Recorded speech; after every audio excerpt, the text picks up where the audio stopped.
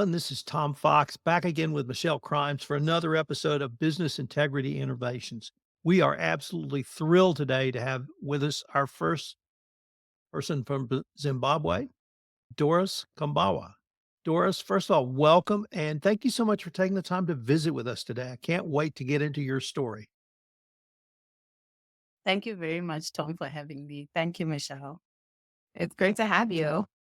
Doris, could you tell our audience about your professional background and your current role? Thank you very much, Tom. Currently, I'm the CEO of Ethics 360, which I also founded. It's a company registered here in Zimbabwe, primarily focusing on business integrity and anti corruption compliance training and consulting services. I am also the CIPE country representative, the Center for International Private Enterprise country representative here in Zimbabwe. And CIPE has been implementing funded projects here in Zimbabwe around supporting the informal economy associations to formalize here in Zimbabwe. So that's just a snapshot. But previously, I've worked around ethics and HIV/AIDS in Botswana. I also worked in Dubai, where I was supporting learning for children with learning difficulties, learning challenges. So that's briefly my role. But I've also worked as a journalist. I've written for quite a number of publications here in Zimbabwe. Doris, you used a term that we have not heard on this podcast series, and that was the informal economy. Could you tell us what that means in Zimbabwe and really what are the challenges that you face at Ethics 360 and as a SIPE representative because of the informal economy? Thanks, Tom. The informal economy basically means that we've shifted to primarily home based businesses or industries because of the closure of companies. Starting from there were a lot of businesses that closed, that shut down or moved either to South Africa, Botswana, or neighboring countries. Because of that, a lot of people lost their jobs because they were professionals in their own right, be it in the furniture making business, be it in clothes making, be it in manufacturing of different products, they decided to then start doing that on their own. So this is how the informal economy started. We call them side hustle here in Zimbabwe, but basically it's constituting around 62% of GDP currently, and most people are actually employed, if I can use that term, in the informal economy. How does the informal economy particularly affect women in Zimbabwe? Women are especially affected because normally they are responsible for the household. And where there isn't enough money coming through, they have to find ways and means to ensure that children go to school and they have clothing, they have enough food in the household. And so this is why you find that the informal economy constitutes of over 70% being women and then followed by the youth. So this is because women most of the time have that responsibility of ensuring that the household is provided for. And it also trickles down later on, I'm sure, when we'll be talking about corruption, because women are disproportionately affected by corruption. And so they constitute the major players in the informal economy as they try to substitute for deficits within the household. Doris, I'd like to explore how you and Ethics 360 are helping to, or at least trying to formalize informal economy associations. I hope that's not contradictory. And really how that is critical in your view for reducing corruption and promoting compliance. Thanks, Tom. So this is a project that we were actually doing with SIPE, where we, together with various stakeholders, we held some sessions, some stakeholder forums to come together to see what some of the challenges were around the informal sector and what could be the way forward going forward. Because we saw that there was a need for formalization of the informal economy, because then this speaks to how, whatever is being produced by these very professional people can then come back into the fiscus. And so the work that we're doing with SIPE, we managed to come up with a national document which we called the national formalization strategy.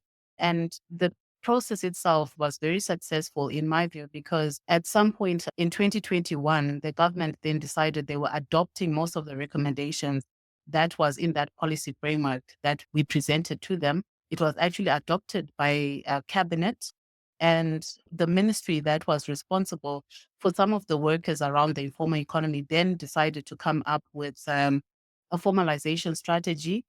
We are yet to see it come to light, but a lot has been done to sort of ensure that all the aspects that the informal traders themselves will worry of, or the issues that they had, were incorporated into the document.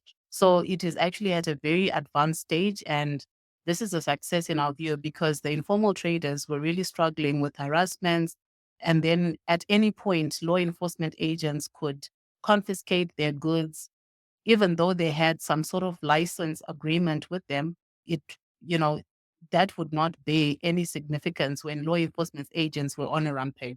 And so this was coming through to really protect informal traders and ensure that they can register their businesses, they can contribute to the national fiscus, and we can also make sure that they can work in safe conditions, especially women. Michelle, I'm going to pitch it over to you for the next series of questions. Thanks, Tom. So I think we've heard a lot about the informal sector and honestly how it really impacts women. I think now we'd like to start making some of the connections to corruption and the work that we do here at CIPE together collaboratively. So I wonder if you might be able to talk a little bit about Ethics First and how it as a platform is helping businesses that need to transition now that they're maybe moving from informal sector to formal sector, making these transitions, but how they move towards ethical practices. Thanks very much, Michelle. So, Ethics First is a tech based platform that is helping businesses to develop anti corruption compliance infrastructure, helping them to embrace ethics and making sure that they operate with integrity.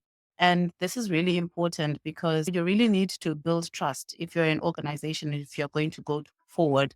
And we've said as a country, we want to invite investors.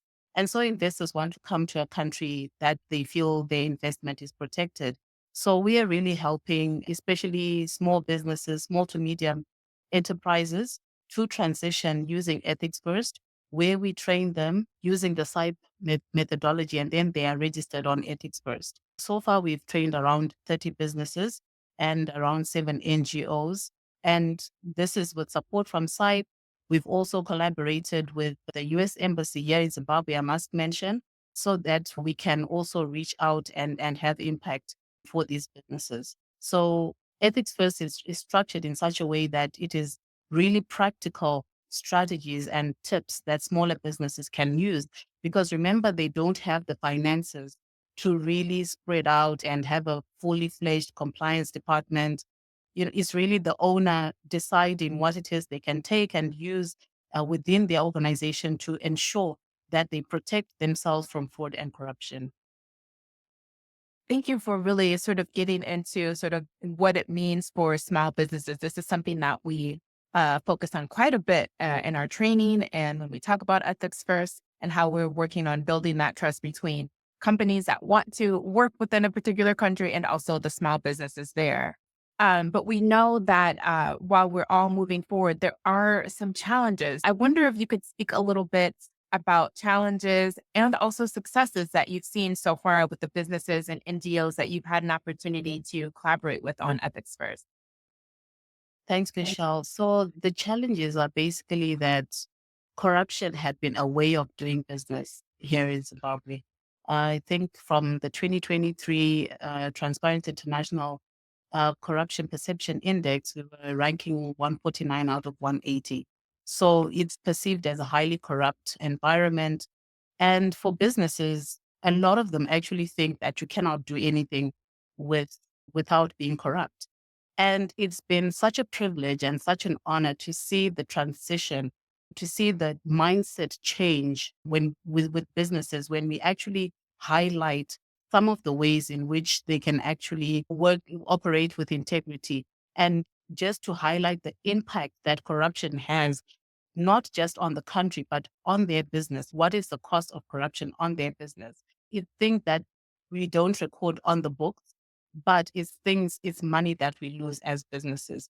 And the value of it, the incremental value of what we lose as corruption is such an aha moment to witness when people are really now starting to think deeply, this is actually detrimental to me as a business, let alone to our own country. For me, the successes are really that witnessing and hearing people speaking around the changes they want to make. A success story is one of our trainees. She runs a logistics business. She's called Kumbawa. She went and canceled a contract with corrupt client, and she was like, I am not doing this anymore. So when people go back and just start making small changes that have such a huge impact in terms of just raking a dent in corruption. So for me, that has been the biggest success. It's challenging to try and change people's mindsets, but we believe it's one business at a time, one leader at a time, and we'll get there, we'll get the message across. And of course, with the support that we get from CIPE, we're able to do so much more than we could have if we didn't have that support. Thank you for sharing Chipo's story here as part of the podcast. I had an opportunity to meet her back in, I believe, May in Yes. Kenya when we were there and awarding her for her great work as part of Ethics First. And so to be able to share her story with an even wider audience, I think is important. One of the things that you really hit on is that mindset change, how you go from sort of feeling, this is normal and it's what we have to do. It's business as usual to an aha moment. And I think it's something you talk about a lot, sort of how you swap out a new ideas, new tool that can replace corruption and can help sort of facilitate those aha moments. I'm wondering if you can tell me a little bit about how technology like Ethics First is really helping to aid that and making that transition within Zimbabwe. One of the things that we've been discussing is how it is important to share with a broader audience the kind of organizations here in Zimbabwe that are making commitments to operating ethically, so that it's easy for someone in the US or wherever else to see that, okay, there are these organizations that are willing to ensure that they're minimizing corruption or combating corruption. And then related to Ethics First is the Value Chain Integrity Partnership, which also helps the larger corporates to manage their value chains, especially supply chain of vendors, to ensure that they are also committing to operating with integrity. And so this can help as a tool to manage that and to also just really be able to keep up to pace with what their value chain is up to, what they're doing downstream, and also their partners, what they're doing. It's really important to build that ecosystem around ethics and ensure that you are also making your partners accountable in a way. So this is how I see Ethics First really assisting. And for some of the companies that are applying for tenders, whichever business they're applying a tender for, they can actually just go on Ethics First and see that it's a reality. It's not someone just coming and saying, oh, I operate with integrity, but they can see the level of commitment that is there, that they're actually posted on that database. They're there, they've been trained, they've made some commitment in terms of even signing the integrity pledge. So I think this is a great tool and innovation that will really improve the way businesses operate here in Africa. And so, Michelle, if I could just add, I and just as a motivation as well, just as a motivation, when someone sees someone doing something, I always say someone is doing something about corruption.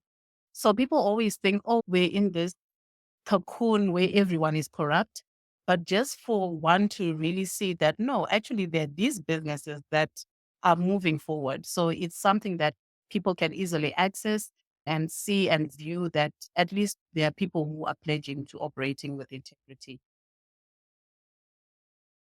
No, and I'm glad you added in that last bit because Ethics First is about the tool itself that is a platform, it's technology, but it's also about the people behind it, right? The businesses who are making the commitment and sending that signal out to not only their local community, but to investors, others who want to be able to do business in Zimbabwe. So I think it's a great connection that you made with that comment.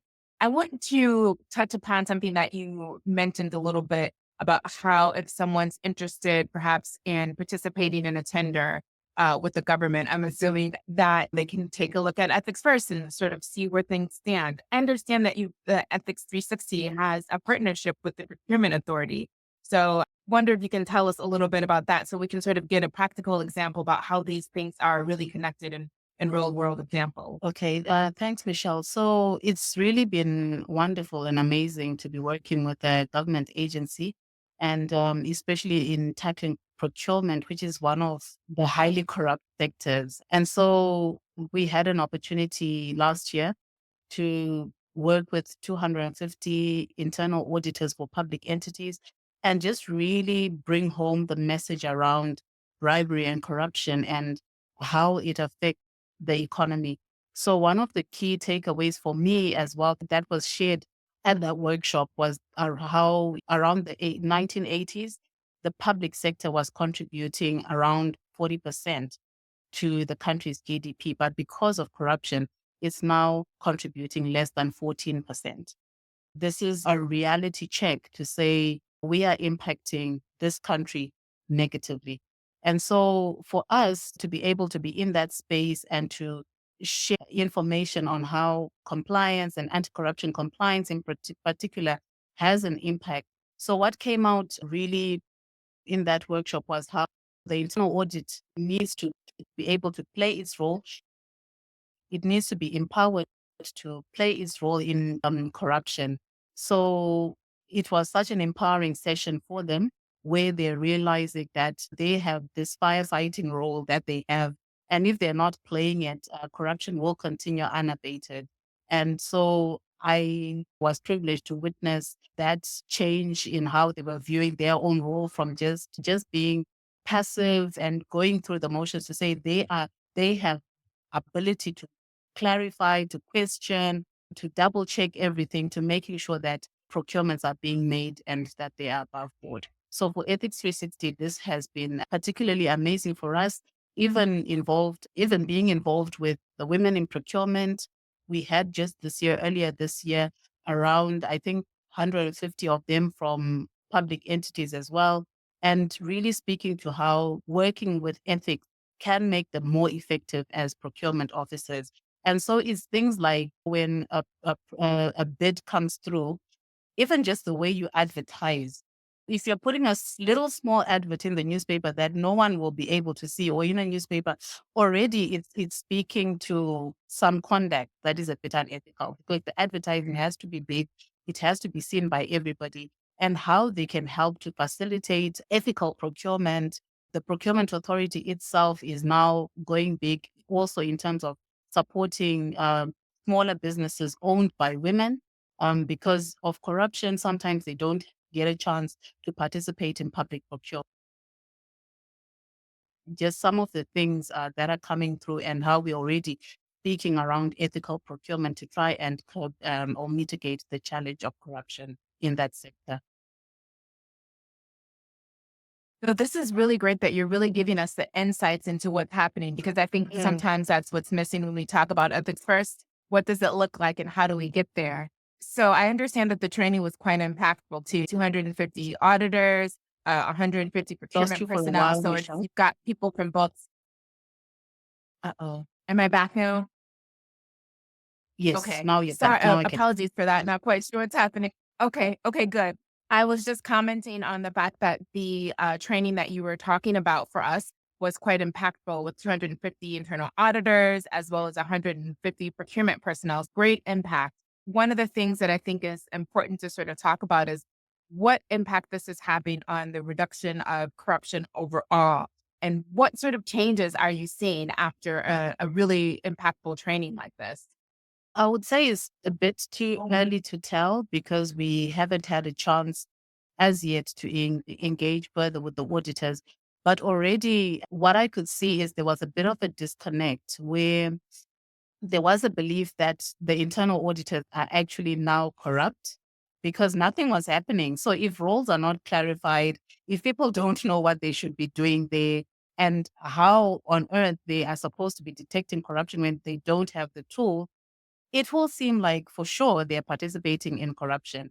But after that workshop, it became clear from the comments from the auditors that, look, we now understand that we've got this very important role to be playing around issues of corruption and how we can also just make sure that we're contributing around prevention and not just waiting for us to then be able to just detect, but make sure that the procedures are being followed, make sure that we're sitting in or where decisions are being made so that we're also just able to point out what are the procedures, what should be done, what documents are missing, and so on and so forth. So just from that workshop, it was a huge impact.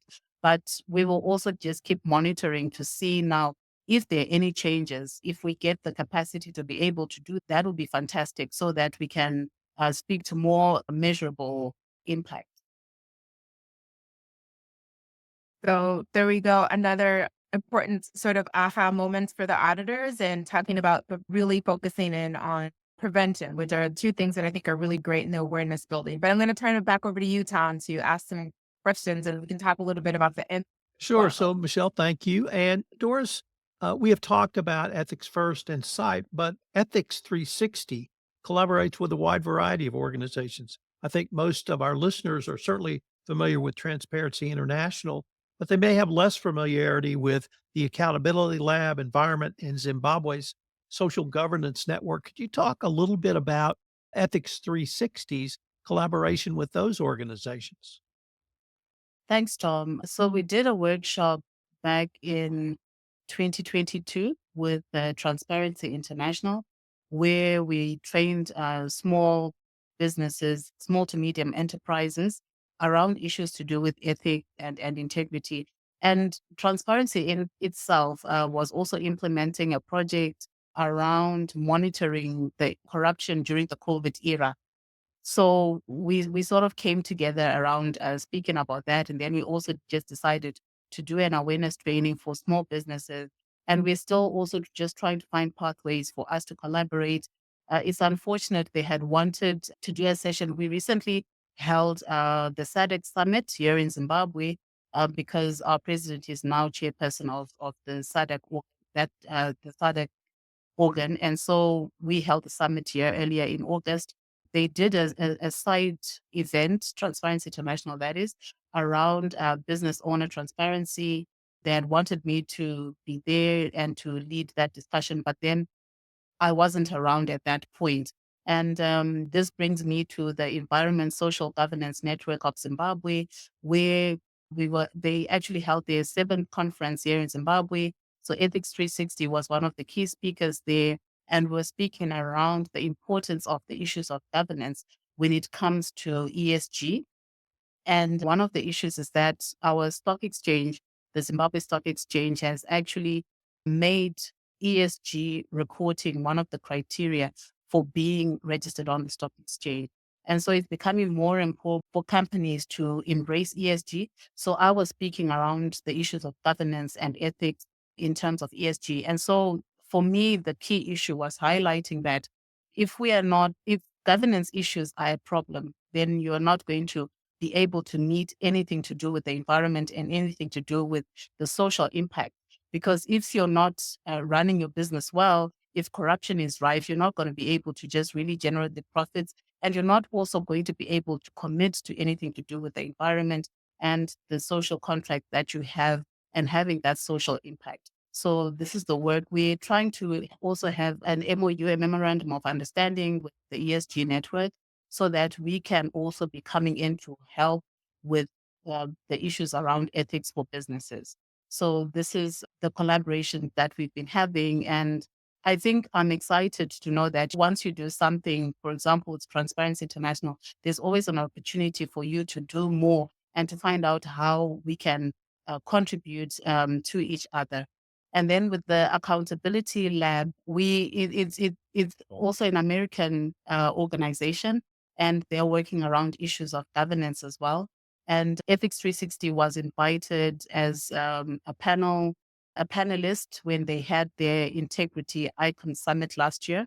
And so we were discussing around issues of accountability and transparency within the public sector. And we were there contributing as a panelist to those discussions that were held during the summit. Wow. Uh, I think we may have to bring you to America to lecture at universities. Wow.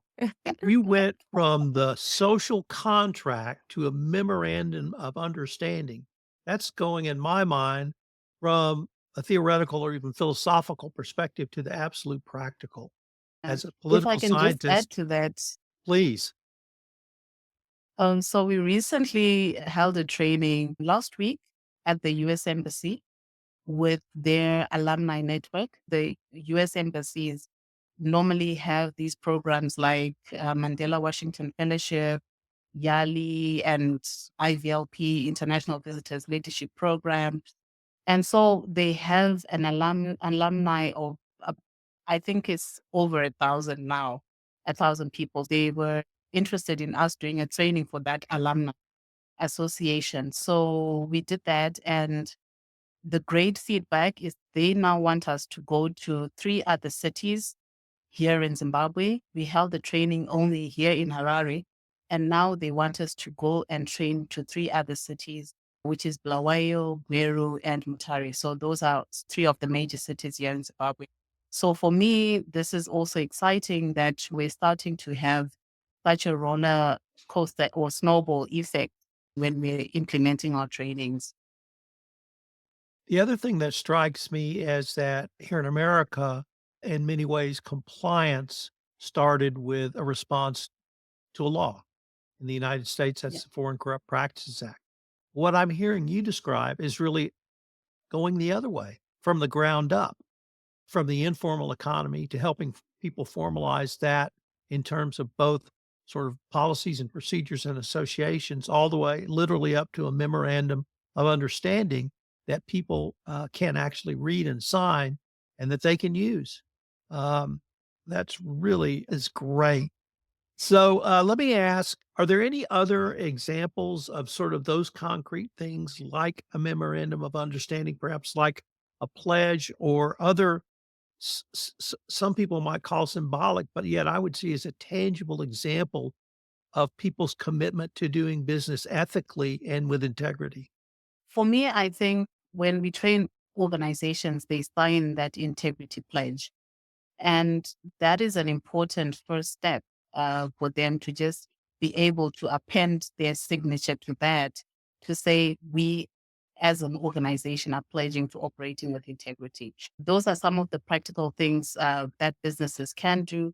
And also for us, because whenever a business is registered on Ethics First, there's, a little write-up that is done and something that's used, not exactly a certificate, but it is something that like a badge that says this company is registered on green on Ethics First. So for me, it just makes all the difference when businesses see that to say this is something that is the closest to being formal to saying that as businesses, we are operating with integrity. So just to answer your question and reiterate, it's that integrity pledge that they're signing. And what we've been trying to do is to just have an integrity board where at the end of the training, people can just see because the integrity pledge they sign on Ethics First is something they do in their private space. But we want just at that training, everyone to just append their signature and for us to then take a photo to say, here we are as businesses, we have signed on this integrity pledge to say we are committing to operating ethically. Michelle, I'm going to pitch it back over to you. I was just, as you were talking, Doris, listening to you, thinking about how really wonderful this really is, because you've got the internal sort of learning that's happening, but then the external, right, demonstration, and those two things being put together is so important and so critical. I want to switch gears a little bit and ask you sort of about the future of all of this. Where do you see Zimbabwe in the future as relates to sort of things like Ethics 360, compliance, and the private sector? Thanks, Michelle. Me, in terms of compliance, it's really important that it doesn't become checkbox compliance where people are just saying, okay, we've adhered to 1, 2, 3, but to just be seeing the tangible ethical standard that they're putting that speaks to behavior, to change in behavior. So for us, we are working mostly with the private sector, but it's a critical sector to be working with because, of course, corruption, it takes two to tangle. And so having just that one party that we are really trying to work with, saying no to corruption, I believe will go a long way in just changing the way we operate as a country and the values that we espouse. So just having that culture change in terms of how we are doing things, in just seeing that side of corruption that is detrimental to our society, and then being able to shift to the other side. Um, Generally, people think that they're non corrupt, which is a good start, but we want to make sure that they make that change to being anti corrupt. So we really try to demonstrate that, of course, there are some who are corrupt, and then a lot of us think we're non-corrupt. But whenever we're doing our trainings and people fill in the SET, the self-evaluation, they realize that, okay, I am actually not non-corrupt. And so this is the message that we want to take broadly throughout Zimbabwe, to say for people to realize that they have to be taking certain actions to really make them anti-corrupt. So we want to make that shift and that movement from just being non-corrupt, the passive state, to being in a more proactive state of being anti-corrupt. Report whenever necessary. When something has happened, make sure that you're doing something.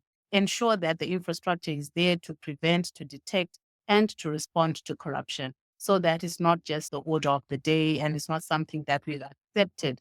We can move from that state. So as Ethics 360, this is where we want to go. It's one person at a time, one business at a time, making sure that those changes happen on the ground and we would have made our contribution to society. And so, Doris, as I'm listening to you talk, I wonder maybe what are some ways that you can envision sort of NGOs, government, the private sector working together to keep the momentum moving where they can continue to discuss this really important stuff of going from non-corrupt or thinking we're all non-corrupt to really being anti-corrupt? All of them have a role to play. And it is that place where you realize the buck stops with you as well. So it's not someone else's job. It is your job to actually make sure that change happens, because we sometimes get into in this position where we just think we're overwhelmed by the problem and we can't do anything. So if NGOs are doing their part, if the private sector is doing their part, if government is doing their part, if even individuals are doing their part, I'm sure that we can all make a difference. And for us as Ethics 360, this is why we are exploring various collaborations to try and get the message across and get ambassadors for this, for the work that we try to do through the companies that we train and the NGOs that we train and the government agencies that we work with. So we are trying to explore as much partnerships as possible, because sometimes you realize that companies may not be willing to remove any dollar from their budget that is going to this. So we want to try and see how we can support them. If some NGO can help fund so that people can come to the trainings and they can get the message, then that is great. So we just always try to explore solutions around how we can make it easier for the private sector, how we can make it easier for NGOs so that we get the message across and they realize the value and the need for that culture shift toward anti-corruption. And Doris, as I'm listening to you, I could probably keep talking to you for another hour or so. But I'm thinking about other people who might be listening to you in other regions and who are thinking, this is something I want to see where I live in my community because I would like to have this impact here as well. What are some advice that you would give them as they're looking to really address this issue or tackle it? And especially if they're in the informal economy, looking to do something very similar to what you've done?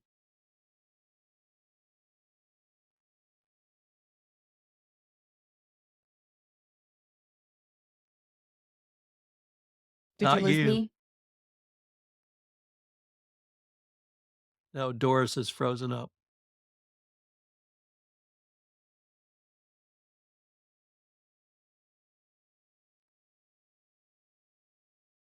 This is great. He is blowing me away. I am hopefully she'll be back with us soon. I actually, as we're talking, thinking about our I project. missed. You're back. Yes, yes. Yes, there you are. Did you have a chance to hear my question? We're just like, she'll be back. We'll just wait. Let's stop here. Okay. So I'm going to take a 5-second silent count so I know where to edit. And then, Michelle, if you can ask that question again and we'll start over. So, Perfect. Okay.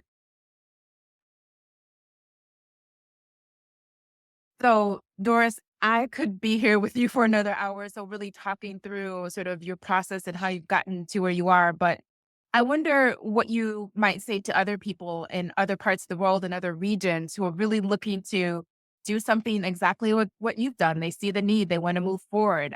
What recommendations would you have to them, especially if they're in this informal sector area?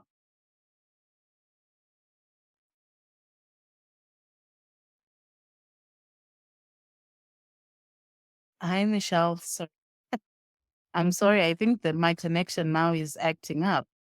I could barely hear the question. no Okay. worries, no worries, no worries. No Same worries at all. process again. Here we go. Okay. Doris, I could listen to you talk about this for another hour or so and really dig deep into what your work is. But I'm wondering what advice you might share to folks in other regions who are looking to do something similar to what you've done.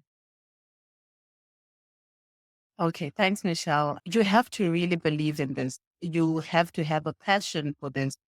I remember when I registered Ethics 360 and I was telling someone about it, they laughed and they were saying, this is never going to work in Zimbabwe. But here we are. So if you're not passionate about this work, you're just going to abandon it. So I believe you have to be passionate and you have to be able to start small, start wherever you are and wherever you can, and then see the momentum growing. And I think at Ethics 360, we are witness to this. We are seeing the momentum growing. But without the passion, you won't be able to do it. If you don't believe in it, it's just not going to work because there's so many obstacles, but you can always find a way. The more you start doing it, the more opportunities open up and solutions to challenges open up.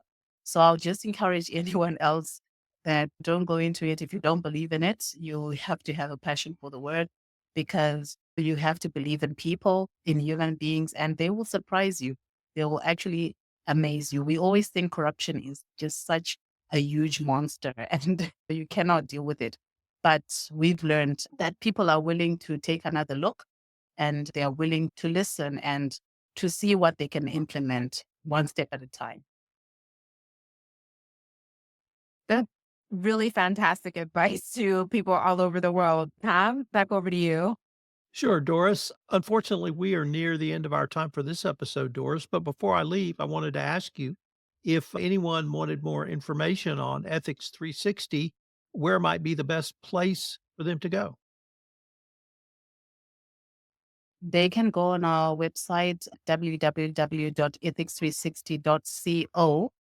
And then we're also active on social media at Ethics 360 on Facebook, on Instagram, on LinkedIn. So they can always use our social handles as well to link even to our. Can they connect with you via LinkedIn? Yes, absolutely. We're going to also link to both the Ethics First initiatives and CIPE's initiatives in Zimbabwe in the show notes. On behalf of Michelle and myself, I really wanted to thank you. We have thoroughly enjoyed this episode. As I told you, there are two criteria. How much did I learn and how much fun did I have? And you scored 11 on both. Thank you. Oh, thank you so much, Tom. Thank you so much, Michelle. It was such an honor and privilege being here with you.